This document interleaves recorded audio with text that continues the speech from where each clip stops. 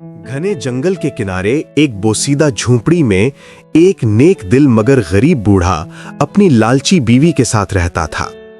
बूढ़ा कम कमाता था मगर दिल बड़ा रखता था, जबकि बीवी हर वक्त शिकायत करती रहती थी।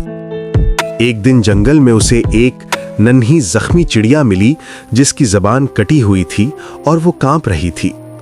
बूढ़े ने उसे नरमी से उठाया, पानी पिलाया, मरहम लगाया और प्यार से घर ले आया। कुछ दिन बाद चिड़िया ठीक हो गई और जाते वक्त प्यार भरी आवाज में बोली, बाबा, आपने नेकी की है, ये जादुई टोकरी कबूल कीजिए।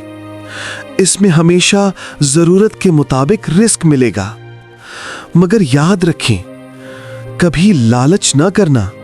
बूढ़े ने हैरत से टोकरी खोली और उसमें ताजा फल, अनाज, रोटी और गर्म कपड़े मौजूद थे।